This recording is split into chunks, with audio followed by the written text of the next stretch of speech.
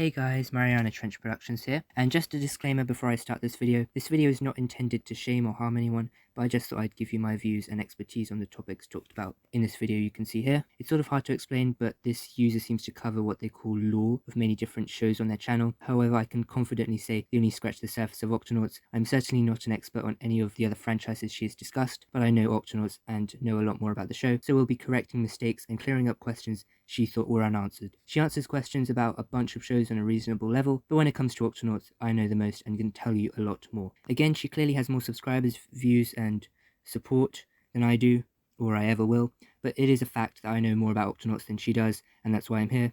I did watch this video after somebody commented to me about it last year, and I was sort of disappointed how she seemed to think she knew information about the show, but some things were just facts read off the wiki pages or whatever.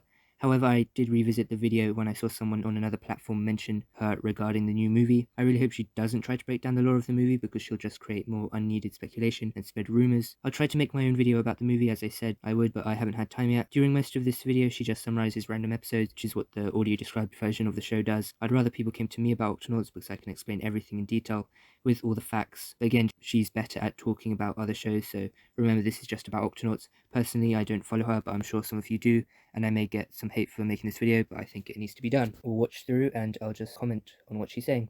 Who knows when they're airing season 5? Yeah, she's just mentioned season 5 and she says who knows. Well, I kind of do know. Of course, we did get those 5 episodes and she does briefly cover that afterwards. From what I've heard, the other 22 will not make it out. I can't really tell you why. I mean, I sort of did mention it in my previous season 5 video. Octonauts will finish after season 11, which is above and beyond season 6, comes out next year in 2026, and China might continue doing more spin-offs like that, but really the English Octonauts will end after season 11. The rollout for the show has truly been a nightmare. This was caused by a fairly recent production company switch, but Yeah, it wasn't really much of that. Season 5 went wrong because of a different company animating it, but apart from that, nothing else has really gone wrong with the show. Above and Beyond and the movies and all the previous seasons have been done correctly. There's no real issue with any of that. It was just a bit of bad work on season 5. They released a whole spin-off show before the last season of the main series aired. Yeah, they did do that, but I mean, you can't really blame them. They weren't just gonna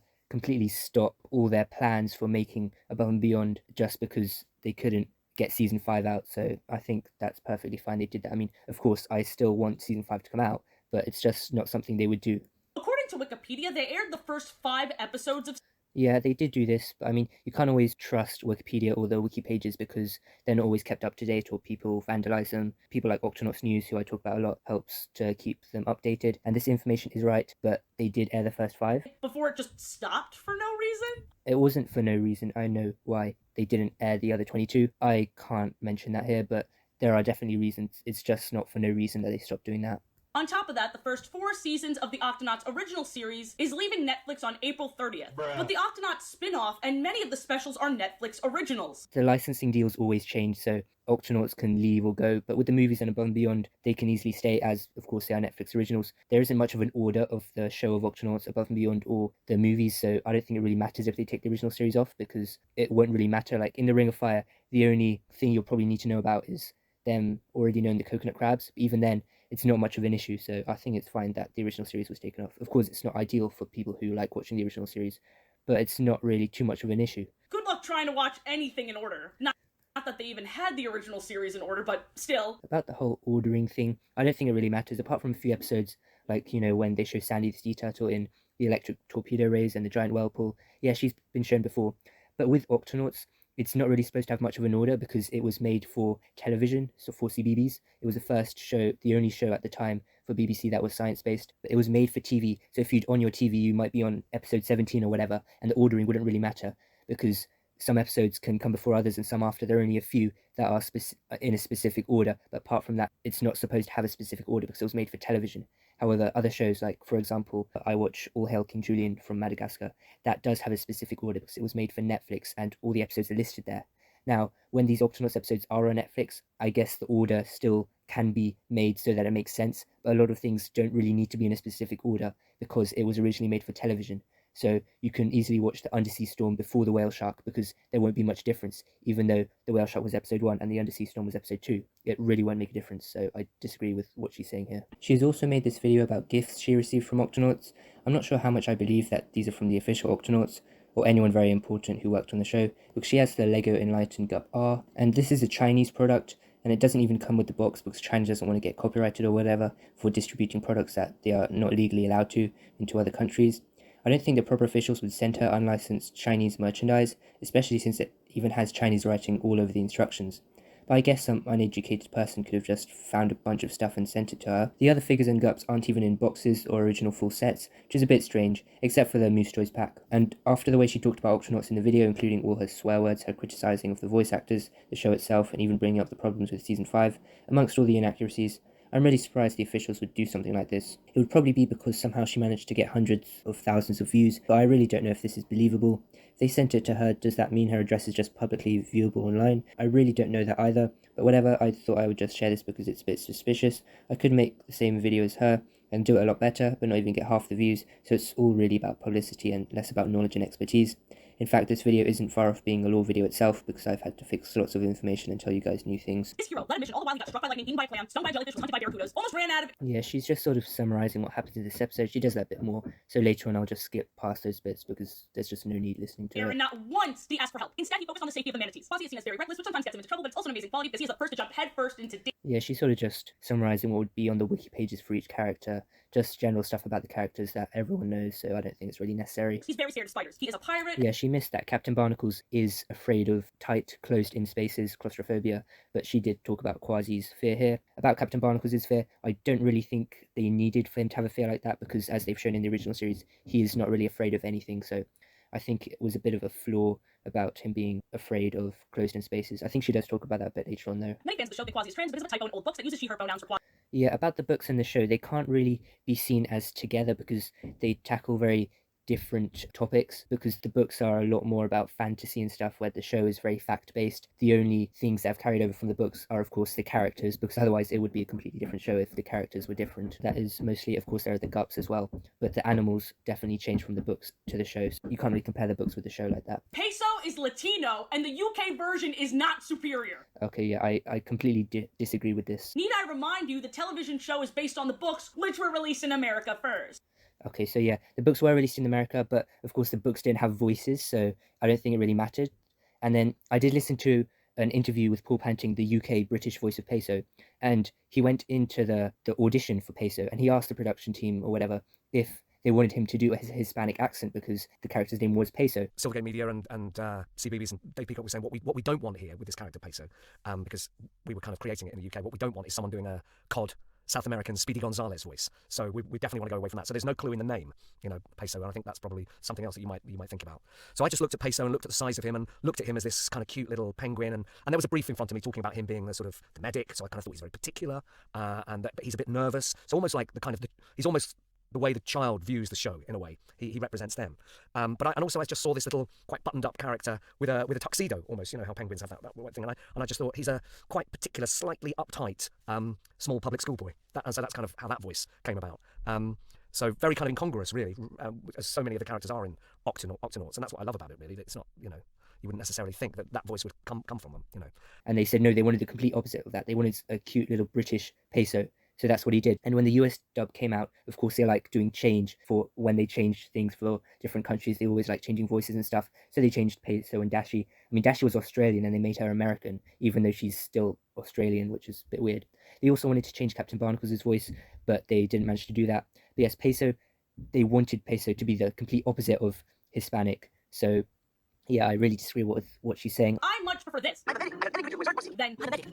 Yeah, but if you think about it, Peso is one of the smallest Octonauts, and in the US dub, his Hispanic voice is so deep and so low, it really doesn't make sense to me, or to anyone, really, I'd say, because characters like Shallington, Captain Barnacles, they all have relatively lower pitched voices, and I think Peso having a high pitched voice does make sense. And of course, as she even said, this was originally a British show made for BBC to be in the UK. It wasn't made for the US. So having Peso, Captain Barnacles, Inkling as British accents, British voices made a lot of sense. In fact, all of the actors for Octonauts, the original crew, are British, except for, of course, Michael Murphy as the Vegemals. The British voice is highly superior, in my opinion. In fact, there's a lot of evidence. As I said, when Paul Panting went in for the audition, they did not want a Hispanic voice at all. I guess they changed their mind for the US dub because it was for the US. Creature who is hurt or sick. The show has enough British people. It was a British show, as I said, so it needs the British people, I guess. But his name is Peso, not Pound. I'm not going to comment on this because, of course, Miyomi created the names, all of the names. They called him Peso, so it was their decision, and they were part of the production team when making the TV series. So they must have been involved with the voices, and they were probably part of it, saying that they did not want a Hispanic voice for Peso. Otherwise, they would have changed it because they were a big part of the original series. If they wanted a Hispanic voice, I'm sure they could have gotten one, but they definitely did not want that. So the creators of the show did not want Peso to be Hispanic. So many people say the UK version is the original version, and while I do not give a shit... Yeah, so she clearly just doesn't tackle the problem of the UK version being the original. She just goes straight over it there. But and other than Shellington leaving HQ more, I really struggled to see how the roles on the team differed. The books show that Inkling is the creator, he's the professor, while Shellington's the doctor. Shellington is a marine biologist, so he's more of the animal side of things, whereas Professor has a bit of more expert knowledge on certain obscure creatures that Shellington might not know about, because Shellington is, of course, learning in the process of being an Octonaut. He meets new creatures, he finds out new things, he has his own creature collection, but Professor Inkling has the whole library of books that he gets information from. Like in the Algae Escape, you can, or Algae Escape for the Americans, but there you can see a lot that Shellington's out on the mission. He doesn't really know too much about the algae, but Professor Inkling does, so he researches up about it. They do end up figuring it out before Professor Inkling comes back to them, but Professor Inkling does come to the same conclusion there. And the one with the most jobs. Yeah, I disagree with that. I'll tell you in a minute after she finishes. I thought she was the photographer of the group, which is not only a full-time job because they need those photos for research, and she also is ambitious as hell, wanting one of her photos to end up on the cover of National Geographic, but she's also a programmer. She has to teach all these old fucks how to use a computer. Bless her heart. About the photos, she doesn't even actually use her camera that much. I mean, you do see a lot more in the original series, but after that, she doesn't actually use it that much. And while she's a programmer, I'd argue that Tweak has an extremely bigger job because she's built all the gups. There are about 50 gups now, especially with Above and Beyond. There's the Octopod. There's just so much that Tweak does. I think it's, even when Quasi just scraped the gut B in the Undersea Storm, she said that she had a lot of work to do. So I'd say Tweak has the most stressful job and she has to be the most hardworking. And even Captain Barnacles, he has to organize everything, he has to coordinate everything. And that has to be quite hard as well. So I would argue that Dashi doesn't have the worst job or the hardest job. I mean, if she's good at programming, then that's perfectly fine. She can do that a lot easier. And photography isn't exactly as hard as engineering. And the vibe is way more science fiction than the show, which obviously leans into fact. The show and the books are definitely a lot different, and they're supposed to be different because the show is supposed to be more science-based. Yeah, you can't really compare the books with the show like that. It's just not really comparable. He is the founder of the Octonauts, but he doesn't go on missions often because of his... Yeah, so the books, of course, explain what Inkling does, but the show, they don't really just go around in the show explaining what their jobs are. I mean, sometimes you'll see them go to a creature or something and explain what they are. And like Shellington says, I think in the Roma piece or whatever, that he's a scientist. But I mean, in reality, he's a marine biologist, which is a bit more specific. But you can't put down the show by saying it's not specific enough like this. And then most of the time, Barnacles will be the one to sound the Octo alert. Yeah, she said Barnacles, most of the time he will be the one to sound the Octo alert. That is only for the original series, of course.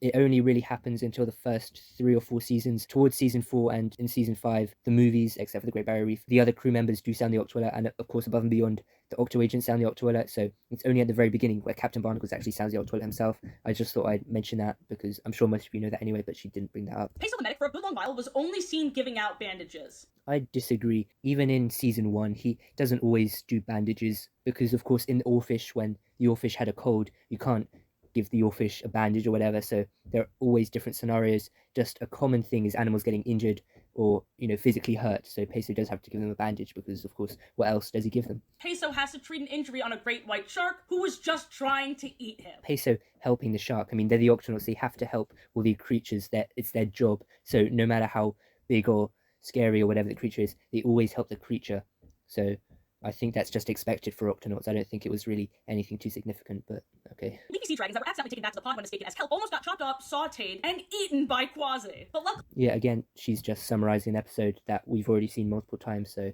I don't think there's any need for this. I'm just going to skip through the next bit. Have you ever heard of a cone snail? Because holy shit, this thing gives...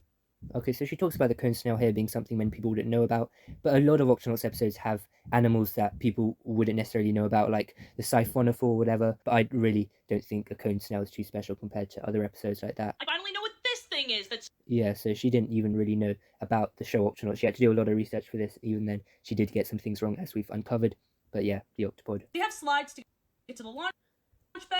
Yeah, she said the slides to get to the launch bay. The slides go everywhere. They go to the pods, they go to the launch bay, they go to the middle deck, and they go to the HQ as well. So the slides go everywhere. They don't just go to the launch bay. And there are also the ladders and of course the middle chute that leads straight to the HQ from the second floor. Yeah, there's a lot more inside the Octopod. Which is where their smaller ships are. Not just the smaller ships, we've seen a lot bigger GUPs, they're GUPs, not ships, inside the launch, but we've seen the GUP X, the GUP K, which other ones? The GUP S was in there as well. Room where they usually play ping pong. That's the game pod, but she didn't say that. I don't know where Shellington and Inkling sleep. Yeah, she admits she doesn't know where they sleep. Inkling stays in the library, and Shellington has a bedroom in his lab.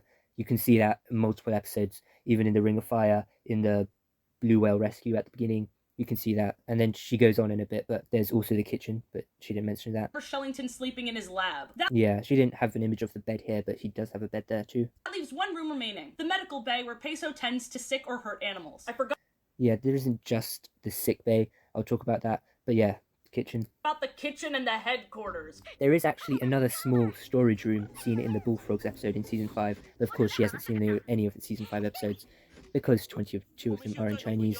But they are still viewable online. I've viewed them many times, so I don't really think that's much of an excuse that she didn't know about it. Because if she really wanted to uncover all the lore, then she could have researched where to find these episodes. And this is why airing order matters, Netflix. Because why are you trying to show me this feature before Tweak even made it? As I said, and she's saying, some of the episodes do have an order, like the Flying Fish, and I can't remember when else they used the Flying Fish Gut B in season 1. They again used it in the Coconut Crabs, but I don't think it really matters that much, because in the Coconut Crabs, Kwasi just uses the Flying Fish feature, and it works. We don't really need to know much else. I think it's perfectly fine, and as I said, Octonauts was intended to be a TV series for TV. So the ordering was never going to be perfect because you could on the TV at any time and it could be on a completely different episode. When you're on the TV, it's not always going to be episode 1, and every day you watch it, it's not always going to be in order unless you, of course, follow the specific ordering as they air. Yeah, I don't think the ordering really matters that much. Where the Gut B will drive off without him. Yeah, she's just summarizing an episode again. And Gut C is for towing. In the season 1, The GUP C is not just for towing, as even in the image there she had. It's also for ice breaking. The GUP C does a lot more than that. So I don't think it's just entirely for towing. Shellington crashes the Gut D. Yeah, she doesn't really talk much about the GUP D, but the GUP D has 2 claw attachments and the drill attachments and the 6 legs. In the books, it did have a shovel, but this shovel wasn't carried into the show. They did use a shovel similar to the one from the books in the Mudflat mission in Above and Beyond season 4. Just an episode after that, Tweak made remotes for the Gups to drive themselves. Yeah, she didn't directly mention which other episodes he's crashed the GUP D in, but it was also the Hammerhead Shark, and he's also seen not to be a very good driver in the Kilimanjaro Climb special in Above and Beyond season 3. I'm not sure if humans exist in this world, but if they don't, just imagine that shipping service being ran. I mean, it's not just this about the shipping for humans. There have been a lot of other things like, the rubbish in the ocean. They've had bridges in the past, and there have been multiple different things, like even ships in the Ghost Ship episode. There have definitely been things that could imply humans, but also it could just be other characters in the Octonauts world. So I don't really think humans will ever get mentioned, but they don't really need to be mentioned. There are just a few convenient things that will be put in place so the show can run, because of course the show is about educating children. Having episodes about cleaning up rubbish in the ocean is quite good for people to see. There have definitely been things that could imply humans, but also it could just be other characters. Special, the Gup A has skis now. So she mentions the skis here, and the GUP A does have a lot more features. She didn't mention them, but of course it has the seaweed camouflage from the decorated crabs. It's also got the underwater microphone. The GUP A has a bunch of features. It's not just these skis. Now, so it's turned into a completely different vehicle. It's really not. It's just got extra skis on. I mean, when they eventually build the GUP S 2 seasons later, the GUP S also has skis that can be retractable as well. It's really not much different. I'm not sure if it's ever done that again, because Technically it has, but if she had known this, then she would have said it. In Journey to China, they did use the GUP A with skis again, but that's of course the Chinese series. Yeah, they did use it in a couple episodes. I don't remember the names, because of course the names are just Chinese translations, but I think it was shown in season 1. Tweak makes more ice-specific vehicles. So She doesn't really build that many ice-specific vehicles. In fact, the GUP S wasn't even supposed to be an ice-specific vehicle itself. I designed the GUP S to withstand even the coldest temperatures, so Antarctica's the perfect place for a test drive. In the episode, she says that it was built to withstand cold places, so Antarctica is perfect for testing it. However, it doesn't necessarily have to be always used in ice. It's not always specifically for ice missions. However, that is a theme going forward. When the GUP S is used, it's always or mostly always used in ice missions. The only one time it wasn't used in an ice mission was in the Great Pacific Cleanup. And the other ice GUPs, the GUP I, which was, in fact, she just fixed up an old ice research station, and the GUP O, but the GUP O was never shown.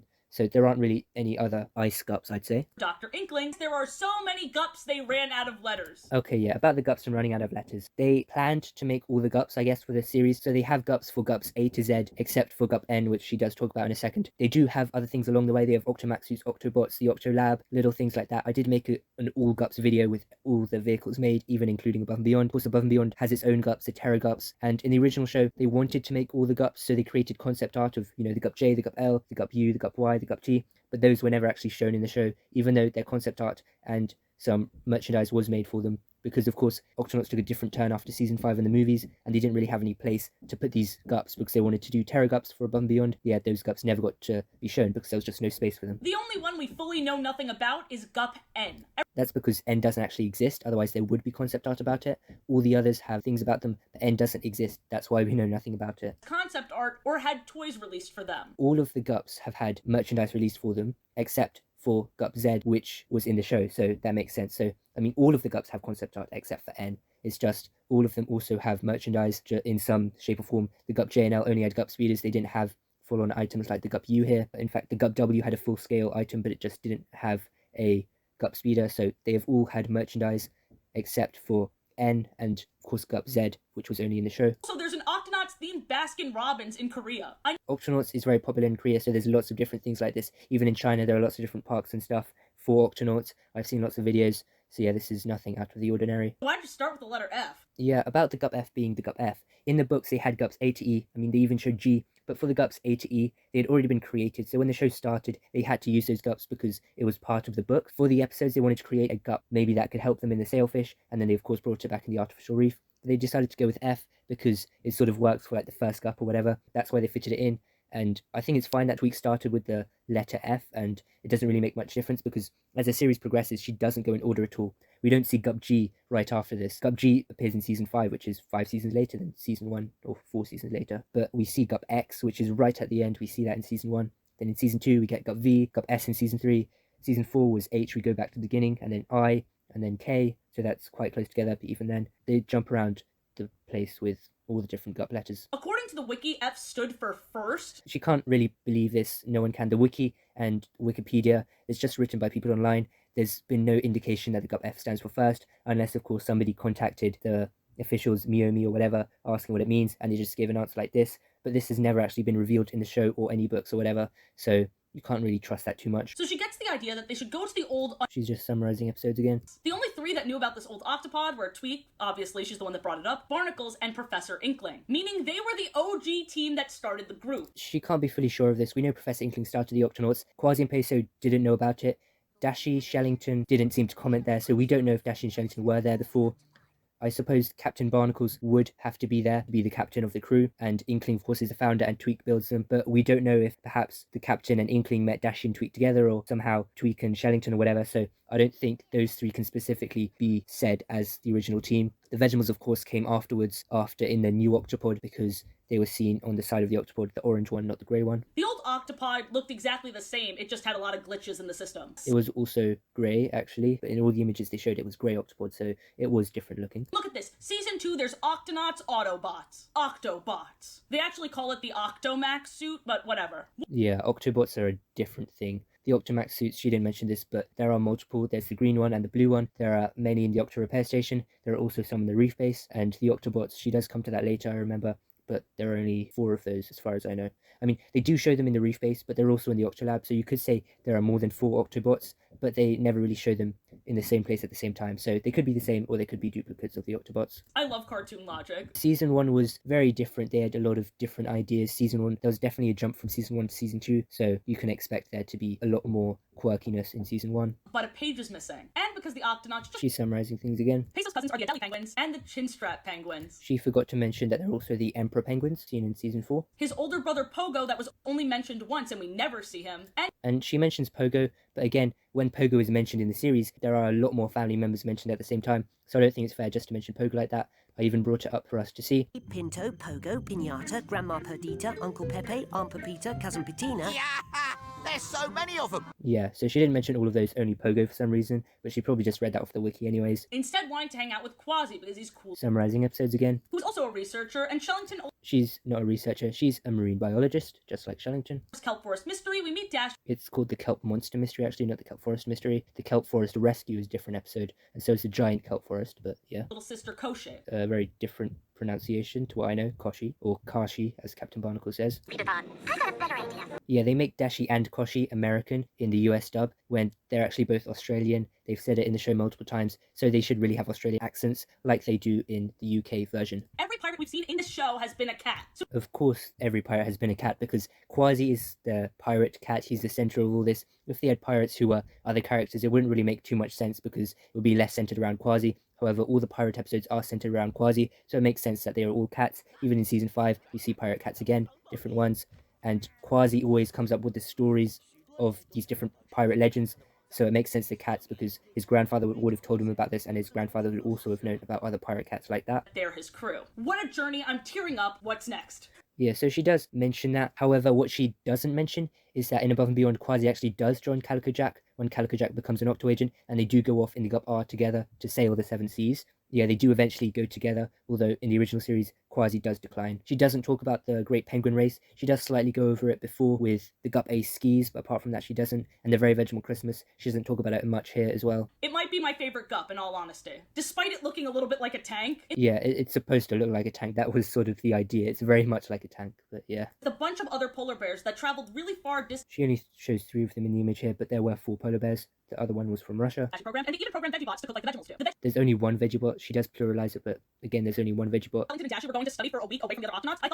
I think it was more than a week that they said. And again, we do see Dash and Shellington in the Octolab together in the Mud Volcanoes in Season 5. I thought we'd see a bit of those adventures, or We do see those adventures in Season 5, but again, she doesn't know about this, so she didn't mention it. The Mud Volcanoes and also the Sulfur Lake in Season 5. Tweak and Quasi are there in the Octolab with Dash and Shellington, but I think they were only there to drop off supplies or whatever, but then they end up staying there for the rest of the mission.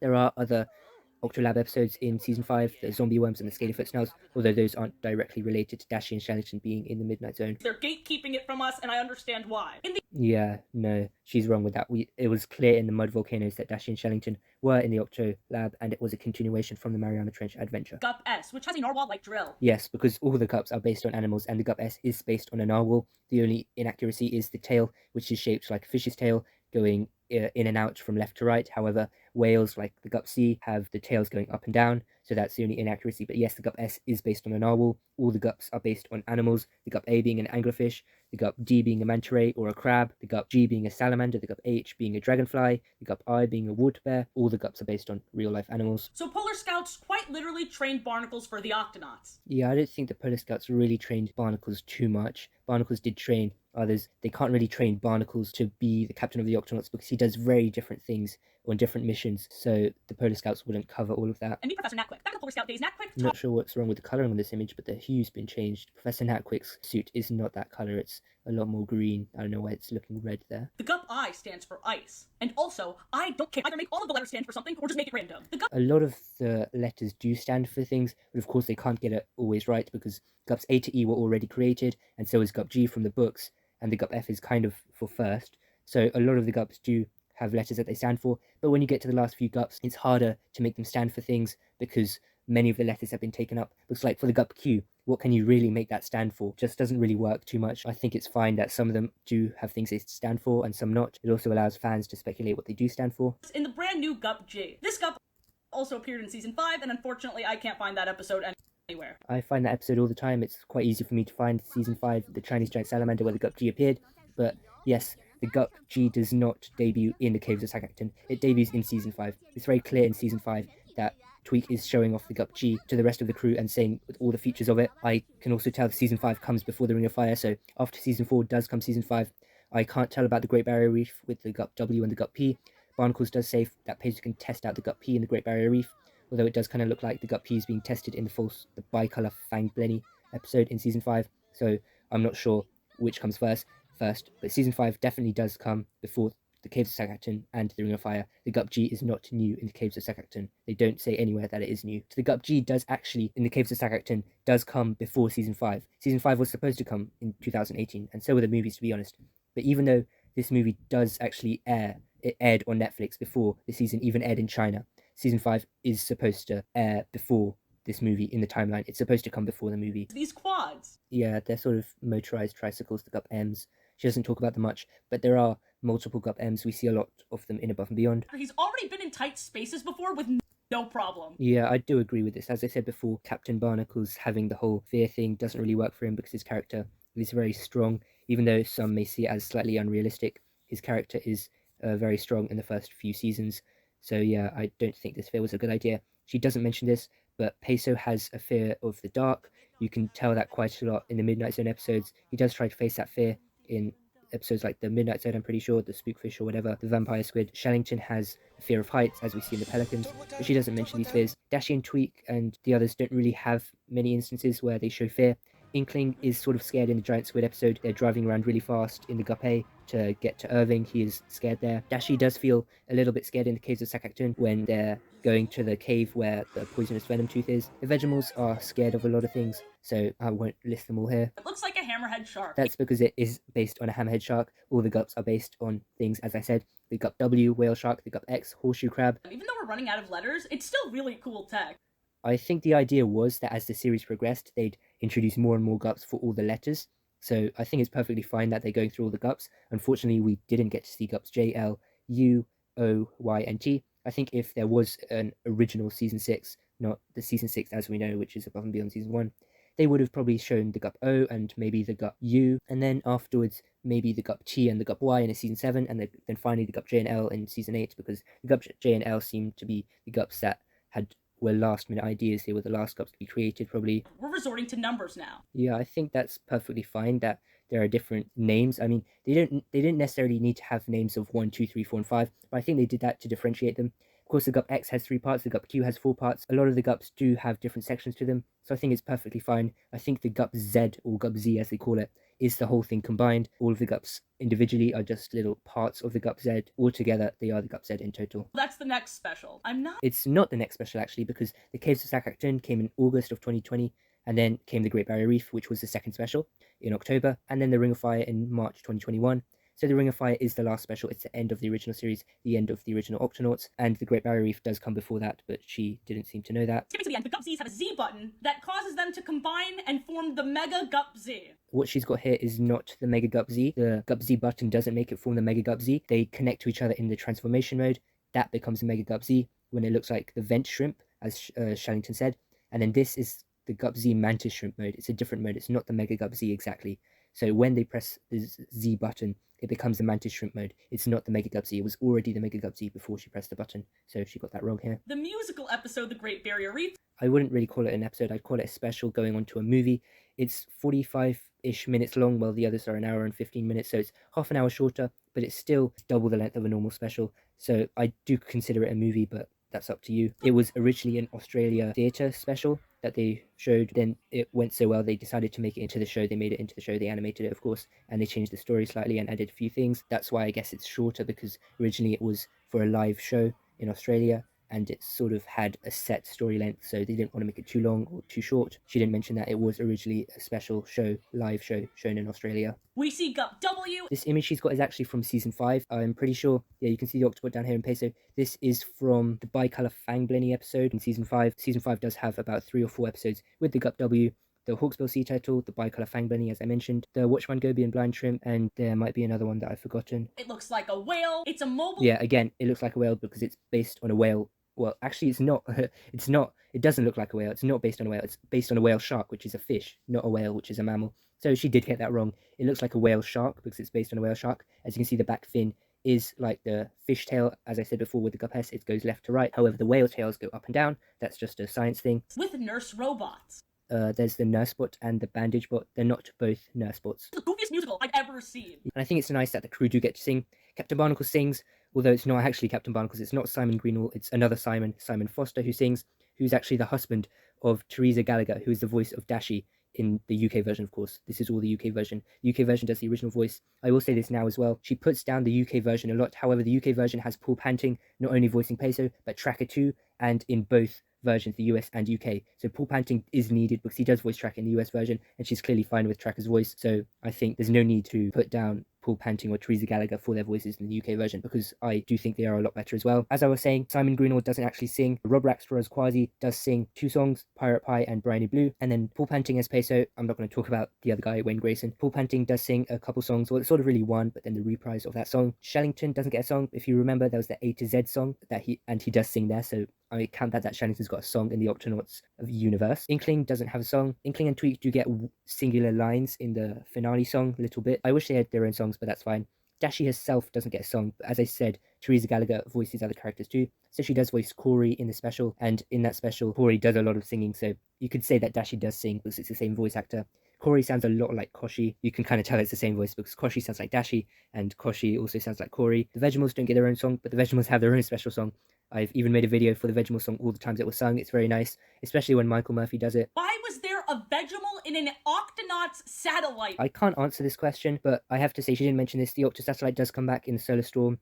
I have already made a video on the Octo satellite and stuff, speculating different things about there being, 8 Vegemals as well.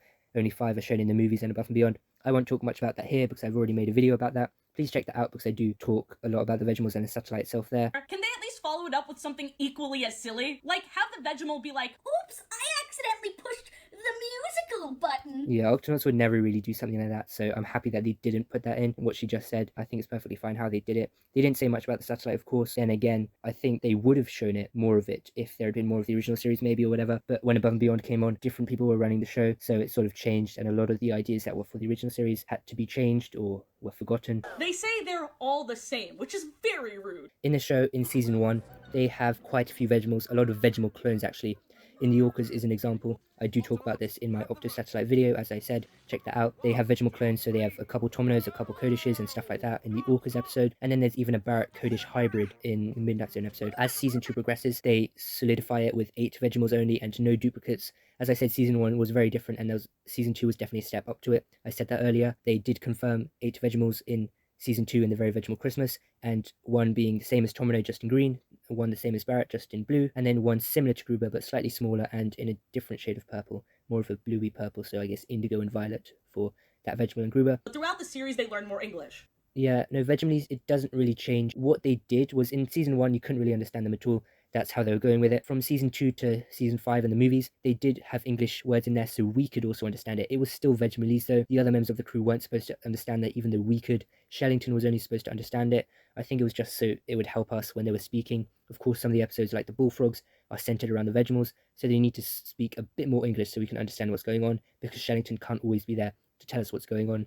So it is still Vegemalese. They don't really learn English. And in Above and Beyond, they have some random language which doesn't really sound like Vegemalese either. And they do have a bit of English. And we'll get to Selva. She does talk about Selva in a bit, I think. Vegemals have their own garden to grow seaweed. They don't really grow seaweed that much. They do grow it, of course, in the marine iguanas, but they grow other stuff like carrots, as we see in the Baby Dolphin episode. And again, she's showing an image of the books. But again, they can't really be compared to the show. So they enlist the help of Dr. Inkling's friend. She calls him Dr. Inkling, but it's Professor Inkling and Dr. Shellington. She probably just mixed those up because she doesn't really know the show. All the Octonauts get stuck in sea snot, which is apparently a real thing. Yes, it is a real thing. She says apparently, but it is definitely a real thing. They even say what it is, marine mucilage or whatever. Shellington says that. It is definitely a real thing. You can look it up yourselves. It's a train, so each of them operates a car and drives it as a team. Yeah, I mean, they don't really drive that much as a team. As you can see, it's powered at the front with the boosters that Tunip's got. The other Vegemals do paddle it a bit. In this special, they speak English more, and we learn more of the... Yeah, the English is only so we can understand because Shellington can't always be there to tell us what they're saying. So they speak English Vegemalese, which is actually Vegemalese. The other members of the crew wouldn't understand what they're saying. So, yeah, it's not really English. There are even more names of Vegemals on the wiki, but I don't know where they got those from. But the other 3 Vegemals, which she has completely ignored, she doesn't know about, they were shown in the first 5 seasons, and not the movies, not Above and Beyond. Those 3 Vegemals, as I said, the green one, the blue one, and the dark purple one.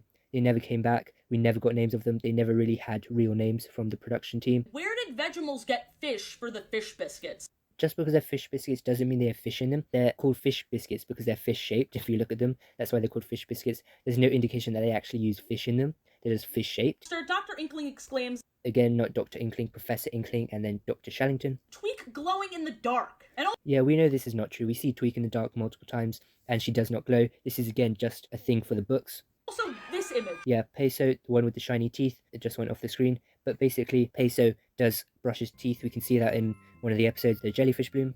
We see a polar bear riding on a pelican's back. Yeah, so she doesn't go on to Shellington's fear of heights, which is in this exact scene in the Pelicans, but she does mention barnacles on the Pelican.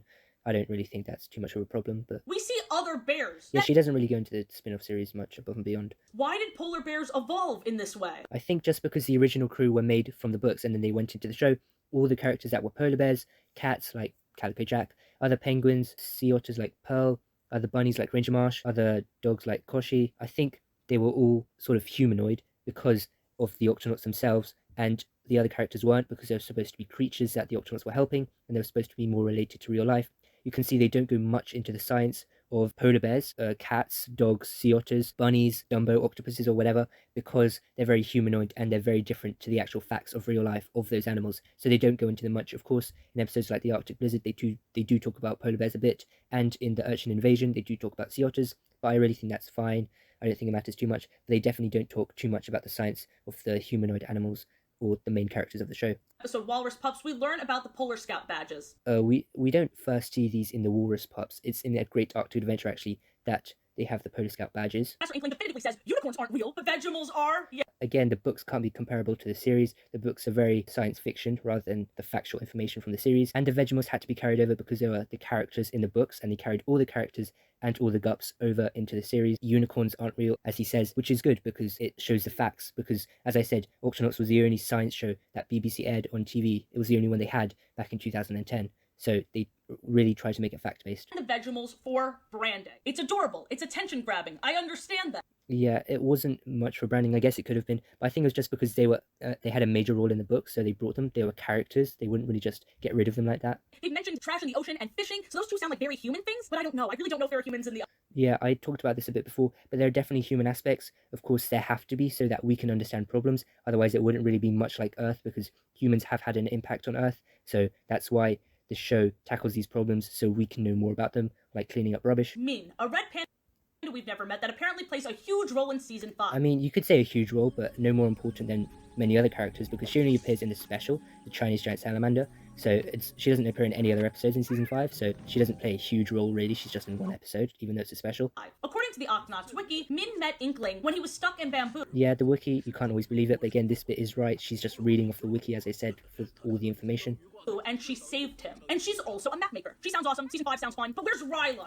Yeah, she talks about Ryla, but again, there's not just Ryla, there's Bianca and the Cubs who didn't come back, there's Squirt, there's Peso's mum. I guess Pinto becomes a junior Octoagent, and I guess Peso's mum isn't as significant, but I think Bianca and the Cubs are. The Cubs do come back, but she doesn't mention that either. They're investing way more in flying and land tech. Yeah, because it's above and beyond. The spin-off was for land-based adventures, so that's why there's a land tech. But it apparently debuted in season 5. She says it's season 5 that she doesn't know about, but the Guppard debuted in the Bluefin Tuna, which actually is in English, and it did come out. This video came out in 2024.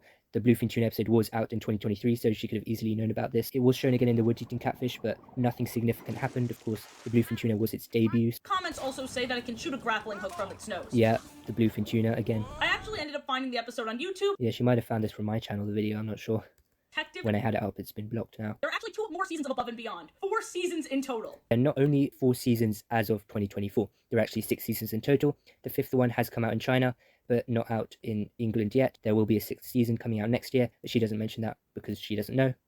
Only 2 are available in my country. They were pushing for the show to be released on TV again, like the original series was, and along with that, Netflix probably isn't interested in any more Octonauts seasons for some reason, so they didn't license them. Of course, Netflix was the place for Octonauts Above and Beyond seasons 1 to 2, and I guess they didn't want seasons 3 to 4, so instead BBC took them because BBC wanted to have them. BBC is always open to taking these episodes, so that's what happened, and BBC should get seasons 5 and 6 as well, or in reality, seasons 10 and 11. We've seen iguanas throughout the series, and we haven't really seen iguanas that much, to be honest, only in the marine iguanas and when they return in the Red Rock Crab. She doesn't talk much about the Above and Beyond episodes, even in the first 2 seasons. There's also a fan theory that she may know more about the Vegemals. That's not really much of a fan theory. In the 12-Year Bloom episode where she debuts, she does speak Vegemalese. They do find that out, and she says she's talked to plants for years, but this is the first time they've spoken back. I guess because the episodes were only in the UK, she couldn't access them. Of course, she couldn't access the season 5 episodes as well, but I'm sure if I was living in the US, I could easily access the BBC episodes and the season 5 ones too. Season 5 ones can't really be accessed from anywhere. If I had to guess where the Vegemals came from... And she didn't mention Bud as well,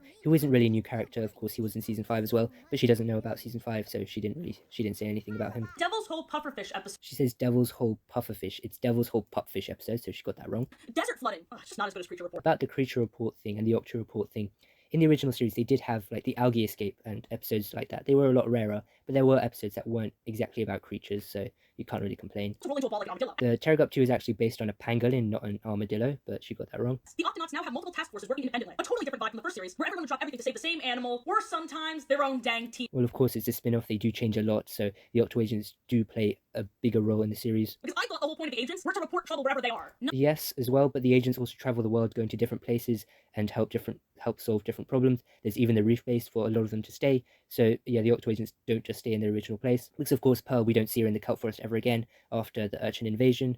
There are also similar circumstances to that as well. This show has so much content. I might do a follow-up to this video one day, especially if more information is released about the Vegetables. I've got to be honest, I really hope she doesn't make another video, because I've had a lot to comment on here, a lot of stuff that she's gotten wrong, and more information about the Vegemals will not be released most likely, so I hope it doesn't happen. I only saw this video, as I said, because she had commented on a video about the new movie, and I know a lot more about the new movie. I've posted on YouTube. Please check that out. But of course, I know the most about Octonauts here, me and Octonauts News, so please make sure to like and subscribe. Check out my other 2 channels. Here's one of them here. I've had a video come out just in the past few hours, and I've got a lot of nice stuff here. This video is doing quite well. Please make sure to like and subscribe. And again, this video was not intended to harm, and I really hope you enjoyed this. I just thought you guys should know the truth about this and not just believe what she's had here. She's got a lot of views and likes on this video. A lot of this is stuff we already knew, and I really don't think there was any need to make this video, because we as fans know a lot more than she does, as she covers all of these shows. Thank you very much for watching, and I'll see you guys next time. Bye.